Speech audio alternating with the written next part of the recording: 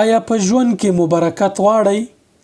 په مال، کاروبار، معاش، خوراک څښاک او نورو برخو کې مو برکت نشته؟ یو اسانه حل لار لري. کورونو ته او ژوند ته د برکت بیرته راستنول 3 کارونو ته اړتیا لري.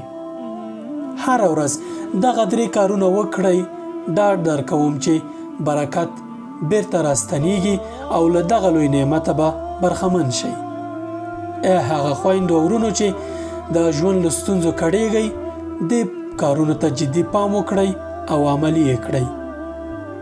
لومړی او تر ټولو مهم کار، هر سهار 1 پاڼه قرآن کریم ولولئ.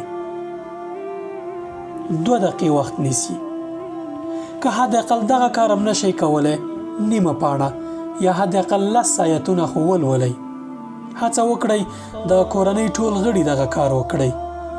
دویم او مهم کار چې باید ویې کړئ، هر سهار حداقل 1 حدیث مبارک مطالعه کوئ او مفهوم یې له خپلې کورنۍ سره شریکوئ.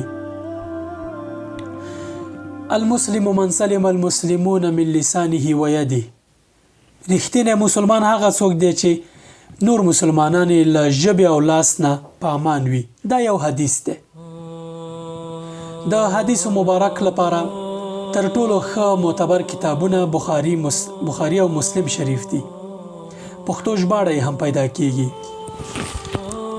ریاض الصالحین هم د حدیث مبارک یو معتبر کتاب دی. پښتو ژباړه هم پیدا کیږي. یو حدیث مبارک ته ولولئ او نور یې وتړئ، بس کفایت کوي. دریم کار، هر ورځ لږ تر لږه 100 وارې استغفر الله یا 100 وارې درود شریف ووایئ. که نور نشئ کولی، حداقل یو خو یې ووایئ، یا استغفار یا درود شریف لږ تر لږه 100 وارې. استغفر الله العظیم واتوب الیه څومره آسان کار دی.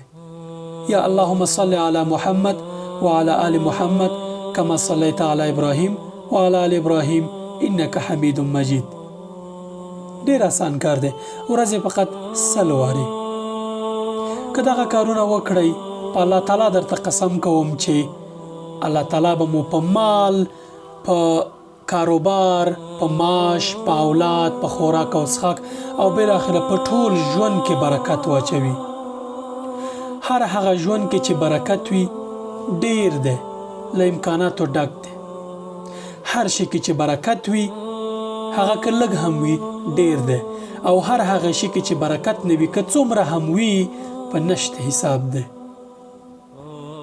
ما هم له دعاګانو هیر نه کړئ. جزاکم الله احسن الجزاء. السلام علیکم ورحمة الله وبرکاته.